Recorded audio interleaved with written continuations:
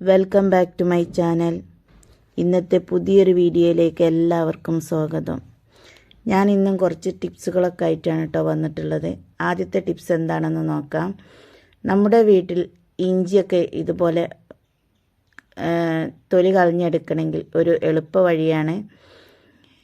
മരുന്ന് കുപ്പിൻ്റെ, ചെറിയ കുട്ടികളെ മരുന്ന് കുപ്പിൻ്റെ അല്ലെങ്കിൽ ചുമയുടെ ഒക്കെ മരുന്നിൻ്റെ കുപ്പിയുടെ മൂടി ഉണ്ടെന്നുണ്ടെങ്കിൽ ഇതുപോലെ ഇതിൻ്റെ തൊലി കളഞ്ഞെടുത്തിട്ട് എടുക്കാൻ നല്ലൊരു ഐഡിയ ആണിത്.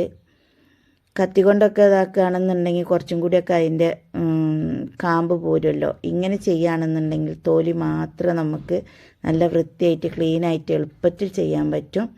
അങ്ങനെ ഞാനിതവിടെ കുറച്ച് ഇഞ്ചിയൊക്കെ ഉണ്ടായിരുന്നു, അതൊക്കെ ഇതുപോലെ തൊലി കളഞ്ഞിട്ട് എല്ലാം കൂടി കൂട്ടി അരച്ചിട്ട് ഫ്രിഡ്ജിലെടുത്ത് വെക്കാം എന്ന് വിചാരിച്ചിട്ടോ. അപ്പോൾ വേഗം എളുപ്പത്തിന് വേണ്ടിയിട്ട് ഞാൻ ഇങ്ങനത്തെ ഒരു ടിപ്പ് ഇവിടെ ചെയ്തിട്ടുണ്ട്. അതും കൂടി നിങ്ങൾക്ക് കാണിച്ചു തരാമെന്ന് വിചാരിച്ചു. നല്ല എളുപ്പ വഴിയാണ്. അരച്ച് വെച്ച് കഴിഞ്ഞാൽ നമുക്ക് ചിക്കൻ കൊണ്ടുവരികയാണെങ്കിലും ബീഫ് കൊണ്ടുവരികയാണെങ്കിലൊക്കെ പെട്ടെന്ന് ഇതിൽ നിന്നും എടുത്ത് ഉപയോഗിക്കാൻ പറ്റും. നല്ലൊരു അടപ്പുള്ള പാത്രത്തിലാക്കിയിട്ട് ഫ്രിഡ്ജിൽ അടച്ച് വെച്ചാൽ മതി കേട്ടോ. എല്ലാവരും ഒന്നിങ്ങനെ ട്രൈ ചെയ്ത് നോക്കുക. അപ്പോൾ നമുക്ക് നമ്മൾ അടുത്ത ടിപ്പൊന്ന് നോക്കാം. ഇതുപോലെ പൊട്ടിയ ഗ്ലാസ്, അതായത് ചൂടുള്ള ചായ അങ്ങനെയൊക്കെ പാരുമ്പോൾ ഒന്ന് വിണ്ട് നിൽക്കുന്ന ഗ്ലാസ്സുകൾ ഉണ്ടാവുമല്ലോ, അത് നമ്മൾ പുറത്തേക്കിട്ട് വെറുതെ വേസ്റ്റ് ആക്കേണ്ട. നമുക്ക് ഇതുകൊണ്ടൊരു സൂത്രമുണ്ട്. നമ്മുടെ കിച്ചണിൽ നമുക്ക് ആവശ്യമായ പെട്ടെന്ന് എടുക്കാൻ പറ്റുന്ന, അല്ലെങ്കിൽ അടിച്ചു വാരുമ്പോൾ നിലത്തുനിന്നൊക്കെ കിട്ടുന്ന കുട്ടികളുടെ കളറ്, അതുപോലെ പെൻസിൽ, ഇതൊക്കെ നമുക്ക് ഒന്ന് എടുത്ത് വെക്കണമെന്നുണ്ടെങ്കിൽ, അടുക്കളയിൽ തന്നെ സൂക്ഷിച്ച് വെക്കണമെന്നുണ്ടെങ്കിൽ നമുക്ക് ഇതുപോലെ ഇതിലിട്ട് വെക്കാം. എന്നിട്ട് നമുക്ക് എപ്പോഴും കൈ എത്തുന്ന സ്ഥലത്ത് തന്നെ വെച്ച് കഴിഞ്ഞാൽ അവർ ചോദിക്കുന്ന സമയത്ത് നമുക്ക് ഇത് എടുത്തു കൊടുക്കാൻ പറ്റും കേട്ടോ. നമ്മുടെ സാധനങ്ങളായാലും നമുക്ക് പെട്ടെന്ന് എടുക്കാൻ പറ്റിയ. അടുത്ത ടിപ്പിലേക്ക് പോകാം. ഈ ഒരു കുപ്പിയുടെ മൂടിയില്ല കേട്ടോ. അപ്പം ഞാൻ എന്താക്കും, ഇങ്ങനെ ഇതുപോലെ സ്പൂണ്, പിന്നെ അതുപോലെ തന്നെ നമുക്ക് പെട്ടെന്ന് ഇതുപോലെ എടുക്കാൻ പറ്റിയ കയ്യിൽ ഇങ്ങനത്തെ സാധനങ്ങളൊക്കെ ഞാൻ ഇതിൽ സൂക്ഷിച്ച് വെക്കും കേട്ടോ. അപ്പോൾ നമ്മളിതൊന്ന് വെറുതെ കളയണ്ട, ഇതുപോലെ നമുക്ക് സൂക്ഷിച്ച് വെക്കാം. പിന്നെ അതുപോലെ തന്നെ നമ്മൾ കുക്കറൊക്കെ എപ്പോഴും മുറുക്കിയും കൊണ്ട് ഇങ്ങനെ നിൽക്കുമല്ലോ, സ്ക്രൂ ഡ്രൈവർ, അത് വെക്കും. പിന്നെ അതുപോലെ തന്നെ നമ്മൾ വീട്ടിലെ കത്രിക, ഇതൊക്കെ ഇങ്ങനെ സൂക്ഷിക്കാൻ പറ്റും കേട്ടോ. അടുത്ത ടിപ്പിലേക്ക് പോകാം. അടുത്ത ടിപ്പ് എന്താണെന്ന് വെച്ചാൽ, നമുക്ക് അരി ഉണ്ടല്ലോ, അതിലിങ്ങനെ ഈ കറുത്ത ചെള്ളൊക്കെ വരുമല്ലോ, അത് വരാതിരിക്കാൻ ഞാനിതാ ആര്യവേപ്പില ഒന്ന് കുറച്ച് കൊണ്ടുവന്നിട്ടിട്ടുണ്ട് കേട്ടോ. അപ്പോൾ ഈ ചെള്ള് വരാതിരിക്കാൻ നമുക്ക് ഇത് ചെയ്യാൻ പറ്റും. പിന്നെ ഇതിൻ്റെ അടുത്ത് നമ്മൾ ചെള്ള് വന്ന അരിയോ ഗോതമ്പോ ഒക്കെ വെക്കാതിരിക്കുക, ഇത് ഒറ്റയ്ക്ക് തന്നെ സൂക്ഷിക്കുക കേട്ടോ. അപ്പോൾ ഇതിലേക്ക് ചെള്ളുകളൊന്നും വരില്ല. പിന്നെ ഇതുപോലെ ചെയ്താൽ വരുന്നത് തടയാനും പറ്റും. അടുത്ത ടിപ്പ് എന്താണെന്ന് നോക്കാം. കുറച്ച് കയ്പ്പങ്ങ ഉണ്ടായിരുന്നു കേട്ടോ ഇവിടെ, അതായത് കയ്പ്പക്ക. അത് ഇങ്ങനെ കുറേ ദിവസം വെച്ച് കഴിഞ്ഞാൽ കേട് വരുമല്ലോ. അതെല്ലാം കൂടി അരിഞ്ഞിട്ട് നമ്മൾ കുറച്ച് പൊടിപ്പിട്ടിട്ട് നന്നായി ഒന്ന് പുരട്ടി കൊടുത്തതിൻ്റെ ശേഷം നമ്മൾ എന്ത് ചെയ്യുക, നമുക്ക് ഇത് വീണ്ടും നമുക്ക് ഉപയോഗിക്കാൻ പറ്റും. കേട് വരാതെ നമുക്ക് വീണ്ടും എടുത്ത് ഉപയോഗിക്കാൻ പറ്റും. അതിനുള്ളൊരു ട്രിക്കാണ് ഞാനിവിടെ പറയുന്നത്. പിന്നെ ഒരു പേപ്പർ എടുത്തിട്ട് നമ്മൾ അടുക്കളയിലൊക്കെ ചോറും കറിയൊക്കെ ഉണ്ടാക്കി കഴിഞ്ഞ് കഴിഞ്ഞാൽ നമ്മൾ അടുപ്പൊക്കെ നല്ല ചൂടുണ്ടാവുമല്ലോ, ആ ചൂടത്ത് ഒരു പേപ്പറിൽ ഇത് വിരിച്ചിട്ട് കൊടുത്തു കഴിഞ്ഞാൽ അവിടെ കിടന്ന് നന്നായി ഉണങ്ങി കിട്ടും കേട്ടോ. അല്ല, വെയിലുള്ള സ്ഥലങ്ങളാണെന്നുണ്ടെങ്കിൽ വെയിലത്ത് ഇട്ട് കഴിഞ്ഞാൽ ഒരു 3-4 ദിവസം കൊണ്ട് നമുക്ക് ഇത് ഉണങ്ങി കിട്ടും കേട്ടോ. ഉണങ്ങിക്കഴിഞ്ഞാൽ പ്രത്യേക ഒരു ടേസ്റ്റാണ്. പിന്നെ നമുക്ക് വെളിച്ചെണ്ണയിലിട്ട് വറുത്ത് ഉപയോഗിക്കാൻ പറ്റും കേട്ടോ. അതിലേക്ക് ഒന്ന് പുതിർത്തിട്ടതിന് ശേഷം വേണമെങ്കിൽ മുളകുപൊടി മഞ്ഞൾപ്പൊടിയൊക്കെ ഉപയോഗിക്കാം.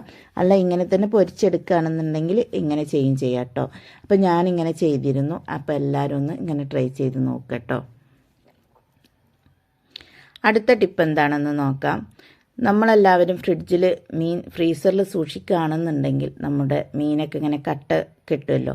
അപ്പോൾ അത് പെട്ടെന്ന് ഐസ് കട്ട ഒഴിവാകണമെങ്കിൽ നമുക്ക് കല്ലുപ്പായാലും വേണ്ടിയില്ല, പൊടിപ്പായാലും വേണ്ടിയില്ല. ഞാനിവിടെ എടുത്തിട്ടുള്ളത് പൊടിപ്പാണ് കേട്ടോ. കുറച്ച് പൊടിപ്പ് വിതറിയിട്ട് അത് അങ്ങനെ ഒരു 10-15 മിനിറ്റ് വെച്ചു കേട്ടോ. അപ്പോൾ അതിന് വേണ്ടിയിട്ട് ഞാനിതാ പാത്രത്തിലേക്ക് ഞാൻ ഈ ഒരു മീൻ ഇട്ട് കൊടുക്കുന്നുണ്ട്. പക്ഷെ നല്ല ഐസാണ് കേട്ടോ, അത് നമുക്ക് അടർത്തിയെടുക്കാൻ പറ്റുന്നില്ല. അപ്പോൾ ഞാൻ പറഞ്ഞ ഈ ഒരു ഐഡിയ എല്ലാവരും ഒന്ന് ചെയ്ത് നോക്കൂ. നമുക്കൊരു 10-15 മിനിറ്റ് കഴിയുമ്പോഴേക്കും നമ്മുടെ മീൻ എല്ലാം വേറിട്ട് കിട്ടും കേട്ടോ.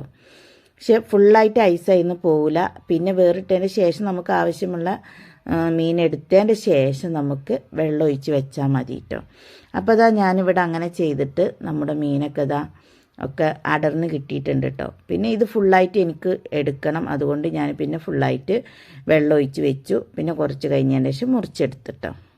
അങ്ങനെ ഇതൊന്നും ട്രൈ ചെയ്തിട്ടില്ലെങ്കിൽ ഇതുപോലൊന്ന് ട്രൈ ചെയ്ത് നോക്കേണ്ടി. വളരെ ഈസി ആയിട്ട് നമുക്ക് ഐസിൽ നിന്നും മീൻ അടർത്തിയെടുക്കാൻ പറ്റും. അടുത്ത ടിപ്പ് എന്താണെന്ന് നോക്കാം. ഞാൻ വാഷിംഗ് മെഷീനിൽ അലക്കാനിട്ടു കേട്ടോ. അപ്പോൾ നമ്മൾ വാഷിംഗ് മെഷീനിൽ അലക്കാനിടുമ്പോൾ അലക്കി കഴിഞ്ഞ് കഴിഞ്ഞാൽ ഡ്രസ്സുകളൊക്കെ കെട്ടിക്കുടുങ്ങല്ലോ. അതിന് വേണ്ടിയിട്ട് ഇതാ ഞാൻ അലക്കാനിട്ടപ്പോൾ തന്നെ അതിലേക്ക് 4 കവറും കൂടി അലക്കാനിട്ടോ. അതെന്തിനാണെന്ന് വെച്ചാൽ നമ്മളെ ഡ്രസ്സൊക്കെ അലക്കി കഴിയുമ്പോഴേക്കും കെട്ടിക്കുടുക്ക് മാറാൻ, അതായത് കെട്ടിക്കുടുങ്ങാതിരിക്കാനും വേണ്ടിയിട്ടാണ് നമ്മൾ ഈ കവർ ഇതിലേക്ക് ഇട്ട് കൊടുക്കുന്നത്. അപ്പോൾ എനിക്ക് നിങ്ങളോട് പറയാനുള്ളത്, കവർ ഇടുമ്പോൾ നല്ല വൃത്തിയാക്കി ഇടണം കേട്ടോ. അതായത് നമ്മൾ എങ്ങനെയുള്ള ചളിയുള്ള കവറൊന്നും ഇടാൻ പാടില്ല. അപ്പോൾ ഇതുപോലെ ചെയ്യാത്തവരുണ്ടെങ്കിൽ ചെയ്ത് നോക്കുക. വളരെ യൂസ്ഫുള്ളായൊരു ടിപ്സാണ് കേട്ടോ. അടുത്ത ടിപ്പ് എന്താണെന്ന് നോക്കാം. അടുത്ത ടിപ്പ്, 8 വർഷമായി ഞാൻ എൻ്റെ വാഷിംഗ് മെഷീൻ ഉപയോഗിക്കുന്നു. ഇതുവരെ ഇതിനൊരു റിപ്പയറിങ്ങും വന്നിട്ടില്ല കേട്ടോ. അപ്പോൾ ഞാനിത് ആദ്യമായിട്ട് നമ്മളെ വീട്ടിലിത് ഓൺ ചെയ്ത് വെക്കുമ്പോൾ തന്നെ ഞാനിതിൻ്റെ ബോർഡിന് ഇൻസുലേഷൻ ടേപ്പ് ഉപയോഗിച്ചിരുന്നു കേട്ടോ. അപ്പോൾ ഇപ്പോൾ അതിന് ചെറുങ്ങനെയൊക്കെ ഇങ്ങനെ ഒരു ചെറിയൊരു കേടൊക്കെ വന്നിട്ടുണ്ട്. അപ്പോൾ നമുക്കൊന്ന് മാറ്റി കൊടുക്കാം.